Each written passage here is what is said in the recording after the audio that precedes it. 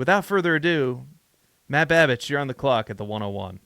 At the 101 in Superflex, it was the same way a few weeks ago when we did our opening Superflex draft, and it's the same today. Ashton Jeanty, not the Heisman winner, but the 101. Certainly in all formats as of right now, unless something crazy happens. We're seeing the renaissance of the running back. We get a dare I say generational prospect in Ashton Jeanty here. So I'm going to continue to take Jeanty until the cows come home at the 101. Fair enough. Any concern about the Commanders as a landing spot? That's where Brugler has them going. Does that change anything for you, like, at all? Not really. It doesn't seem, Robinson and Eckler were both effective inside of that system together. And it doesn't seem to be, if they were to actually take Jeanty, it doesn't seem to be the case that they would have all three of them in the same backfield. So Jeanty is the most talented back there, so I'm not worried. Okay. And I'm going to, at the 102, take Tet McMillan. In our scenario here, he gets drafted by the Saints in the first round. That's good enough for me. I know that there's probably some people who might not like that landing spot, but I'm fine with it, especially in a landscape where I'm not super high on the quarterbacks. So I think Derek Carr's good enough. Spencer Rattler looked competent if they want to go in that direction. So I think Tet McMillan is a really good wide receiver. I'm not going to mess around. I'm just going to take him at the 102. Back to you at the 103. Yeah, perfect. If I were to give out the Biletnikoff Award, it would have been to Tet McMillan. As good of a prospect on both sides of the ball as I think Travis Hunter is, it would have been Tet McMillan. That being said, the 103, this is tough. It really is. It's becoming a really tight race between Travis Hunter for me and Omarion Hampton, but we are going to play these landing spots into effect here. The Jaguars versus the Broncos. Interesting spot for both of these guys, given the Broncos' crowded backfield and Jaguars having Brian Thomas Jr. If we have these landing spots, sign me up for Omarion Hampton at the 103. All right. Because I feel like there is an easier path to him breaking through that Broncos offense. If they decide to go running back, that is a clear indication that they are not happy with Javonte Williams, Audric Estime, Jaleel McLaughlin, which has been the case. As we can see, they can't figure out who they want to trot out there on a series-by-series basis. So you get a true three-down guy like Omarion Hampton inserted into Sean Payton's offense. That, to me, would speak volumes for Sean Payton to go out and get a guy like that. So I will take the more guaranteed touches in my eyes in this landing spot. I am very shocked that you made that pick, but I will not comment on it because I'm just going to go ahead. And I know some people might be scared, but I'm not scared. Jaguars, which means, by the way, if the Jaguars are taking him, means he's a top 5 pick.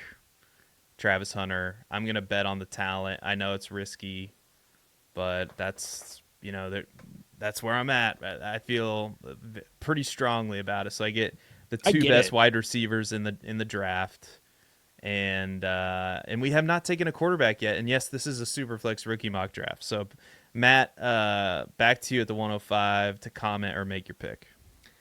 Yeah, just real quickly, I think that's probably the toughest pick given these landing spots in the entire first 2 rounds, is deciding, do you want to take the risk of already having that alpha and Brian Thomas Jr. in the offense versus somebody who's potentially a bell cow, but also potentially just going to be another, person that's mixed into this gross rotation that we have. So there's risk on both sides there. For the 105, I'm going to do it because it says Giants round 1, which means he's going to be throwing to Malik Neighbors. Probably means Brian Daboll's the coach. And if that's the case, man, I don't know why Shedeur Sanders wouldn't be a top 5 pick. I know we're going to keep battling on this. I know we're trying to go a little quicker today, so maybe we'll save the full argument for another day. But I think that situation's fantastic for him. We got guys like Drew Lock and Daniel Jones putting up usable weeks. somebody with actual talent that's being drafted in the top 3, seems like someone I'm going to want to make a bet on. No, I think that's a good pick because and it's amazing, but I'm gonna make this real simple. It's tempting with the landing spot, especially Kaleb Johnson going to the Chargers in round 1, is tempting, but I have to take the quarterback here, in Cam Ward. Even though, he's my quarterback 1. I know you have Sanders as your quarterback 1. That's gonna be a fun debate for the rest of the rookie season. But the Raiders, again, low-key good landing spots if you think about it. I know historically bad organizations in the case of the Raiders. The Giants, 2 Super Bowls and a lot of other seasons that have not been very good, right? In recent history. But Cam Ward's going to be thrown to Jacoby Myers and Brock Bowers, and I think that's really good. I know they have work to do on the offensive line, but yeah, and especially if they get an upgraded head coach, if they get an offensive head coach, that's very possible and on the table as well. So I'll throw it back to you at the 107. Yeah. Quick comment as we go through this. Quick idea, I guess. I think we should do a film study of Cam Ward and Shedeur Sanders back to back, and then see if we come away with any ulterior opinions on either of the two. That could be fun. At number 7, again, since we're not forming actual teams here, we're just trying to draft the best overall players here in the 1 through 24. I'm going to go back to the running back position simply because, again, the landing spots, we have Jeanty in the Commanders. He's not the perfect situation, but the perfect back. Omarion Hampton in the Broncos, that's a great situation, I think, for that offense. And Kaleb Johnson to the Chargers in round 1 is going to be really hard to pass up.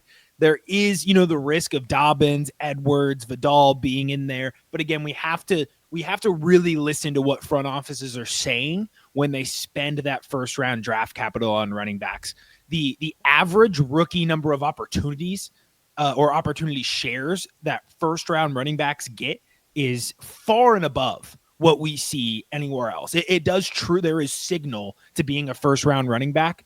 And if we truly do see these 3 get drafted in the first round, I see no reason why any of them should make it past the 107.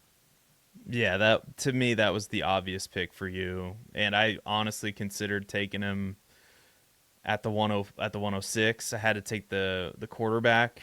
I think Cam's the right choice there for what it's worth. Yeah, you can't leave a quarterback. People probably think we're crazy for pushing him down to the 105, 106. You can make a real argument. They should be considered at the 103, 104 Absolutely. behind Tet McMillan. Mm-hmm. So. Sure. But Kaleb Johnson go to the Chargers is, just an incredible landing spot. Great value here at the 107, even in a super flex. And I'm similarly just gonna take the landing spot and the talent, and I'm gonna bet on Luther Burden here. In our scenario, he's going to the Cowboys. I'm going to assume Dak Prescott's the quarterback there for the foreseeable future. He's locked in, because I know there's been some commentary around that, but they cannot get out of that contract. I think it would be I don't think they're gonna get out of it easily, and I think that's gonna hurt them. And I think Jerry Jones is an owner that wants to win right away, and that means we need to find a way to build around what we have. And Luther Burden would come in and I believe be easily the wide receiver 2, especially behind CeeDee Lamb, especially given this draft capital that they're investing in him. All right, 109. Matt 109, he is my wide receiver 3 without landing spots. I think going to the Dolphins in round 2. Again, we talk about round 1 versus round 2, so it's going to be tough to say right now whether Luther Burden would jump him with that round 1 spot. But Emeka Egbuka, right now, my wide receiver 3, agnostic of landing spot, going to the Dolphins in round 2, could be a little bit of a JSN situation where year 1, Tyreek Hill is still around. But we did see Malik Washington get involved last week with 5 for 50 after Odell Beckham exited and Jalen Waddle exit. So Waddle's had some not only performance but injury issues. So I'm not guaranteeing even in this situation he's going to be a dud year 1. if we go back and redid this draft, I wouldn't be scared off of Rome Odunze based off of year one production that I know now. So I'm not going to be scared off of Emeka Egbuka for the potential year one situation that he's in. I'm going to look at the offense that he's in and say, there may not be head coach continuity. There may not be quarterback continuity for the long term. But right now, I mean, what's a sweeter situation than having a pure, refined route runner who's very technical in all phases of the game? He's a good blocker, so he's going to be on the field. He can run out of the slot. He can be out wide.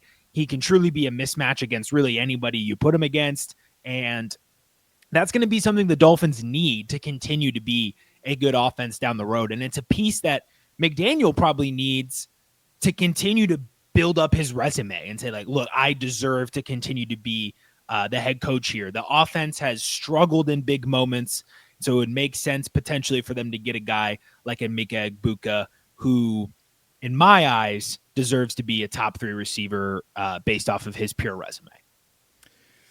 Yeah, I think that you're making my life a little bit difficult here in round or at pick 110. But I do think that there's an obvious choice for me, and we'll see if you go.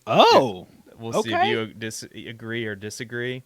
Okay. But I like this prospect, and I guess I'm just taking all the Cowboy rookies that they draft. Isn't this just feel like just a Jerry Jones draft here, taking Luther Burden in round 1 and Nick Singleton in round 2? I think he would come in and usurp Rico Dowdle and Ezekiel Elliott pretty much right away, given this draft capital. I think Rico Dowdle would still hang around, but being the primary running back for the Cowboys, it was between him and Tre Harris, who I know you really like, and I'm guessing, that might be your next pick if I had to guess, but I like the prospect enough. I love the situation with the Cowboys, and to me, at the back half of the first round, Nick Singleton, I'm happy to get him. So I'll throw it back to you at the 111. I don't know if I'm going to take Tre Harris here. Be quite frank. So was this quickly? Was the Eagles from a mock draft, or was that you? That was from Walter Football. That's a wild take. That Tre Harris would land with the Eagles. You think that's a good landing spot, but I'm not sure. I'm honestly not sure. They just signed A.J. Brown to a 3-year extension, and they have Devonta Smith, who they're gonna probably extend. I know, or at least franchise tag. This doesn't make any sense. Can we put the Patriots round 2? Sometimes, are we gonna make changes on the fly? Can we put the Patriots? There's just no chance I can draft him in the top 15 if he's on the Eagles.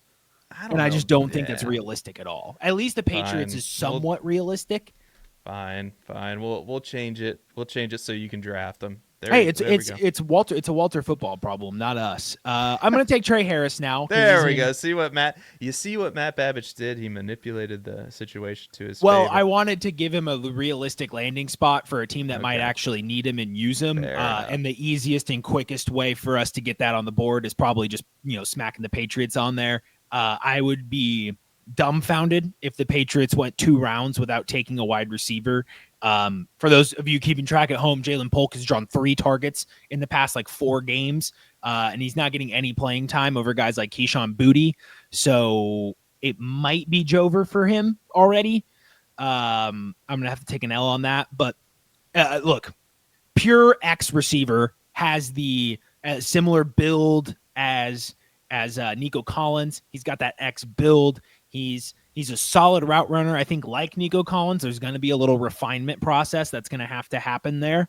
But fully believe in his skills, and we see what he's done being the number 1 receiver with Jackson Dart in this pass-heavy Ole Miss offense. So there's so much to love about Tre Harris, not just from his athleticism profile, but in his production profile as well. No chance he's ever going to finish outside of my top 5 receivers unless something barbaric happens, like going to the Eagles. Fair. Yeah, I agree with your take that the Eagles landing spot is very hard to see. So I that's why I didn't really have a problem with it. And I think the Patriots landing spot is just more fun. They're So gonna draft a receiver why in the first not? 2 rounds. It's gonna Yeah. happen. Yeah, I agree with you, and I am going to take the last first rounder on the board in Tyler Warren. Okay. Because in this scenario, he gets first round draft capital. Yep. With the Broncos and Sean Payton.